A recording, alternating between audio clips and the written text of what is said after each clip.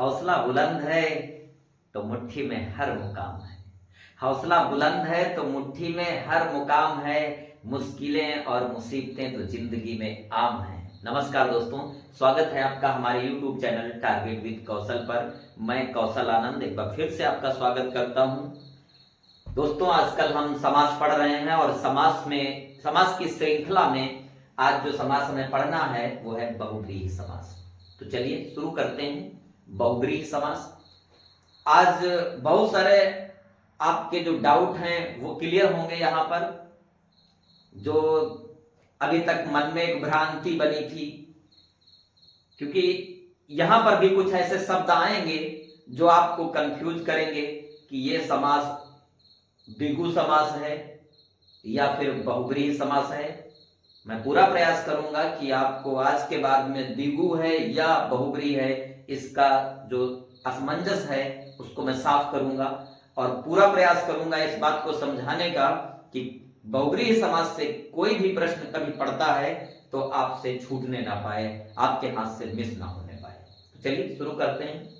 यहां मैंने लिख रखा है बहुव्रीहि समास और इसकी परिभाषा लिखी हुई है कि जिस समस्त पद का पूर्व पद और एक उत्तर पद दोनों में से कोई प्रधान नहीं होता है। बात को बिल्कुल सही से समझिए, फिर से समझिए कि जिस समस्त पद में पूर्व पद या उत्तर पद कोई भी प्रधान नहीं होता है बल्कि किसी तीसरे पद की प्रधानता होती है। दोनों पद महत्व नहीं रखते हैं बल्कि दोनों पद मिलकर के किसी तीसरे पद की ओर संकेत करते हैं, किसी तीसरे पद का महत्व बताते हैं। ऐसे समास को हम बहुव्रीहि समास कहते हैं। एक बार फिर से समझिए, पूर्व पद उत्तर पद कोई मान्य नहीं रखता है बल्कि ये दोनों मिलकर के किसी तीसरे पद को इंगित करते हैं, तीसरे पद की ओर संकेत करते हैं। उस समास को बहुव्रीहि समास कहते हैं। चलिए हम एक फार्मूला बनाते हैं। हमने लिखा पूर्व पद, इसका योग किया हमने उत्तर पद से। अब हमारा पूर्व पद और उत्तर पद ये दोनों गौड़ हो गए, ठीक है।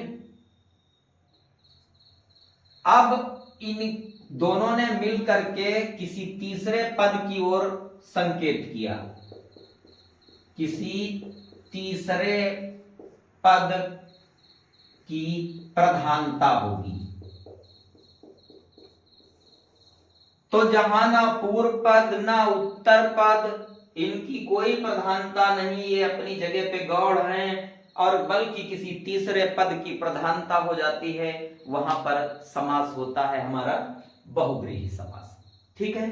अब जैसे कि मैंने कहा नीलकंठ, तो नीलकंठ का जब हम समास का विग्रह करते हैं तो नीलकंठ का समास है। नीलकंठ का मतलब है नीला है कंठ जिसका। नीलकंठ का शाब्दिक अर्थ है नीला है कंठ जिसका। अर्थात देखिए नीलकंठ तो नीला है कंठ जिसका।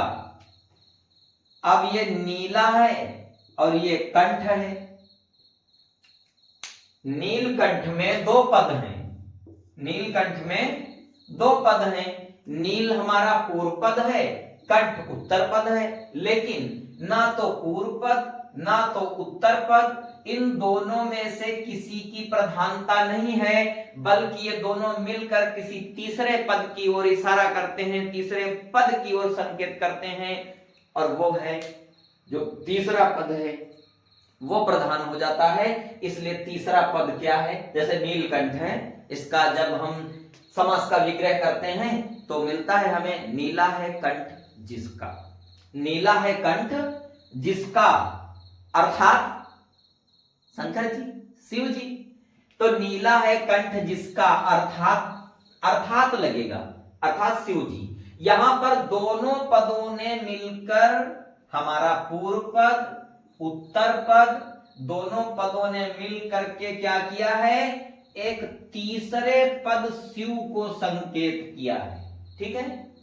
मैंने नीलकंठ लिखा था, नीलकंठ में नील पूर्व पद, कंठ उत्तर पद और हमने आपको बताया कि पूर्व पद उत्तर पद की कोई प्रधानता नहीं होती, पूर्व पद और उत्तर पद दोनों मिल करके किसी तीसरे अन्य पद की ओर संकेत करते हैं। वही यहां हो रहा है। देखिए यहां पर दोनों पदों ने मिलकर अर्थात पूर्व पद और उत्तर पद दोनों पदों ने मिल करके किसी तीसरे पद की ओर संकेत किया है। किधर किया है? दोनों पदों ने मिलकर तीसरे पद शिव की ओर संकेत किया है, शिव का संकेत किया है। इसलिए यहां पर समास जो होगा वो कौन सा होगा? बहुब्रीहि समास होगा। ठीक है, अब इतनी बात तो समझ में आई कि बहुब्रीहि समास में पूर्व पद उत्तर पद दोनों मिलकर किसी तीसरे पद को प्रधान बना देते हैं, पूर्व पद उत्तर पद किसी तीसरे पद की ओर संकेत कर देते हैं, अर्थात करके उसका समस्त पद बन जाता है। बात भी समझ में आ गई। दोनों पद मिले और तीसरे पद की ओर संकेत कर दिया, समास हो गया बहुब्रीहि समास। अब चलिए ठीक है, खास करके पहचान क्या है? पहचान समझ लीजिए। पहचान ये है, इसको सार्वत्रिक समझ लीजिए। खास करके जितने हिंदू देवी देवताओं के नाम आते हैं वो सब इसी में आ जाएंगे। लंबोदर आ जाएगा, गजानन आ जाएगा, दशानन आ जाएगा, सब इसी में आ जाएंगे। तो जितने हिंदू देवी देवताओं के नाम आते हैं ज्यादातर बहुब्रीहि समास में आते हैं। ठीक है, तो मैं इनका उदाहरण लिखता हूं। अभी देखिए,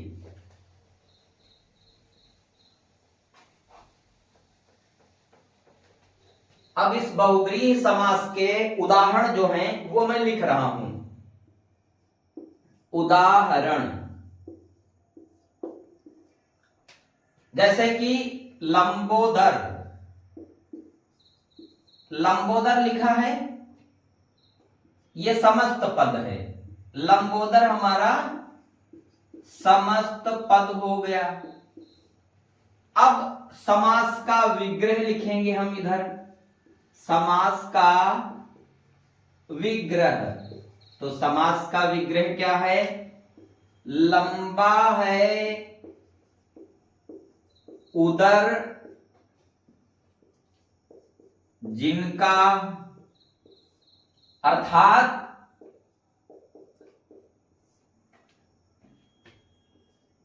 गणेश जी। अर्थात कौन? गणेश जी। तो लंबोदर, लंबा है उदर जिनका, किसका?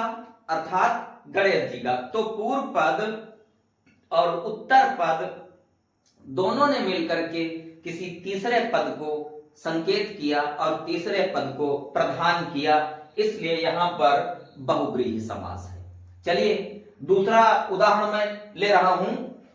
जैसे हमने कहा दशानन, दशानन,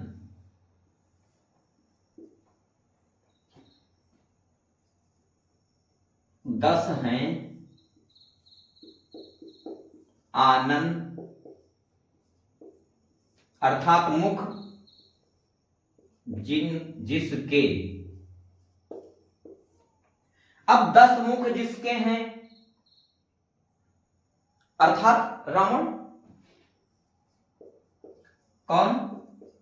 अर्थात रावण। ठीक है, अभी आपका एक कंफ्यूजन दूर करूंगा। मैं दूसरा शब्द ले रहा हूं,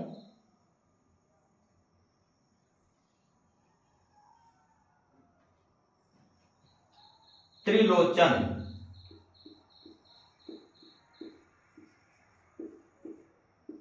त्रिलोचन, लोचन माने नेत्र, त्रि माने 3, 3 हैं नेत्र जिनके, अर्थात कौन? शंकर जी। कौन? शंकर जी। ठीक है, अब आपका प्रश्न बनता है कि सर हमको ये बताइए, अभी आपने पिछले वीडियो में हमें एक समास पढ़ाया है द्विगु समास। उसमें आपने बोला था जिस समास का पूर्व पद संख्यावाची होता है वहां पर द्विगु समास होता है। और मैं देख रहा हूं कि सर जी त्रिलोचन में भी पूर्व पद संख्यावाची है। फिर बताइए, यहां पे आप कह रहे हैं कि ये समास बहुब्रीहि समास हो गया और वहां पर भी तो था संख्यावाची, तो वहां आप द्विगु समास बता रहे थे। ये आप प्रश्न कर सकते हैं। चलिए, आपके जिज्ञासा को शांत करते हुए मैं बताना चाहूंगा कि यहां पर पूर्व पद संख्यावाची है, आप सही हो। यहां पर दशानन में पूर्व पद संख्यावाची है, ठीक है, लेकिन इस संख्यावाची होने के बाद भी ये शब्द जो है या ये जो शब्द है ये शब्द द्विगु समास का नहीं रहेगा, ये बहुब्रीहि में ही है। अब आप कहिए तर्क क्या है, तो मैं बताना चाहूंगा आपको कि जो शब्द में संख्यावाची शब्द जुड़ा हो, पूर्व पद संख्यावाची हो और उसके साथ ही वो संबंध मानव के किसी अंग विशेष से रखता हो, अगर वो संख्यावाची शब्द मानव के किसी अंग विशेष से संबंध रखता है तब वो समास बहुब्रीहि समास का ही होता है, ठीक है। त्रिनेत्र, त्रिलोचन लिखा हुआ है, त्रिलोचन तीन है लोचन जिसके, तीन है लोचन जिनके, जिनके अर्थात शंकर जी, ठीक है। दशानन, दस है आनंद जिसके अर्थात रावण। और अगला है मृगेंद्र, मृगेंद्र,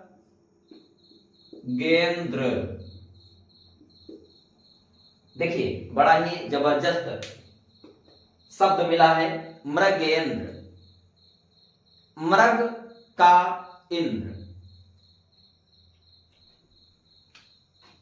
मृगेंद्र मृगों का इंद्र अर्थात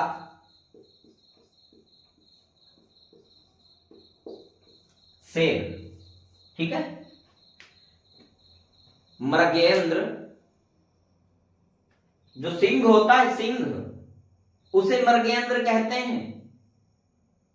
जैसे देवेंद्र, देवताओं का राजा इंद्र होता है,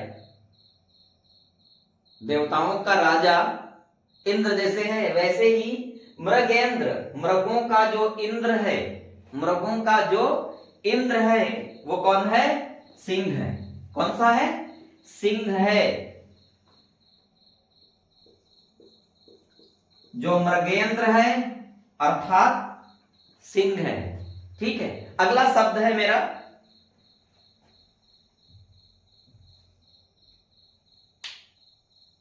ऐसे बहुत सारे प्रश्न बन जाएंगे। लंबोदर है, दशानन है, त्रिलोचन है, मृगेंद्र है। मैं इसको थोड़ा साफ कर लेता हूं।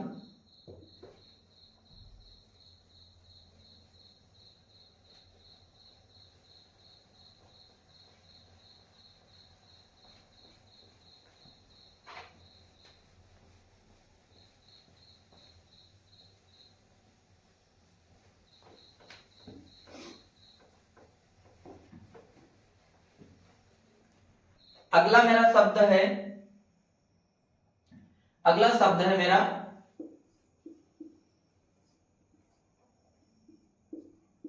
मृत्युंजय। हमने लिखा मृत्युंजय। इसका जब समास विग्रह करते हैं तो बनता है मृत्यु को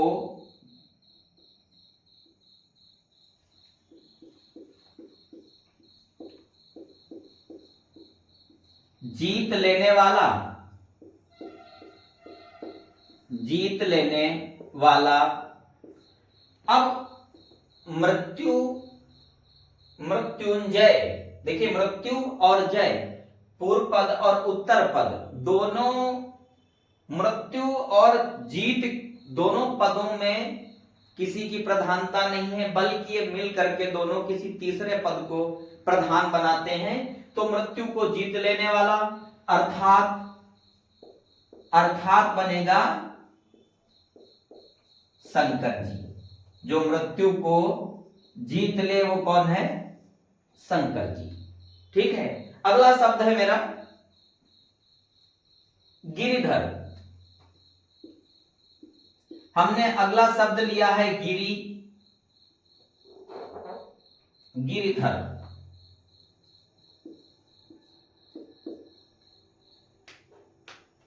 पर्वत को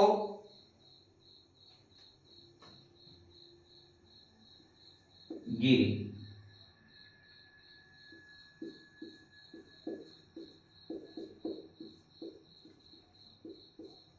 धारण करने वाला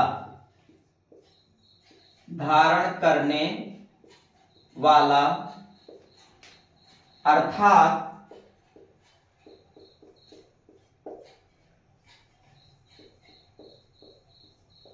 कृष्ण जी हो जाएगा। ठीक है, तो मृत्युंजय मृत्यु को जीत लेने वाला अर्थात शंकर जी, गिरिधर गिरि को धारण करने वाला अर्थात कृष्ण जी। तो इस तरह से हमने देखा कि जो हमारा बहुब्रीहि समास है, बहुब्रीहि समास में पूर्व पद उत्तर पद दोनों की प्रधानता ना होकर के बल्कि किसी तीसरे पद की प्रधानता होती है। और इसमें पहचान हमने जानी कि खास करके हिंदू देवी देवताओं के नाम आते हैं। दूसरी चीज, इसमें पूर्व पद संख्यावाची भी हो सकता है, लेकिन इसमें अगर इस समास में पूर्व पद संख्यावाची है तो जाहिर है उसका कहीं ना कहीं मानव अंगों से संबंध होगा, तभी वो बहुब्रीहि समास में आया होगा। ठीक है, आशा करता हूं कि वीडियो आपकी समझ में आई होगी, आपको अच्छा लगा हुआ होगा। तो अगर आपकी वीडियो समझ में आ रही है, आपको अच्छा लग रहा है, तो प्लीज वीडियो को लाइक करें, शेयर करें, कमेंट करें और चैनल पे पहली बार आए हैं तो चैनल को सब्सक्राइब करें, बेल आइकन को दबाएं ताकि मेरी जो भी वीडियो पड़े वो सबसे पहले आप तक पहुंचे। मिलते हैं अगली वीडियो के साथ में, तब तक के लिए नमस्कार।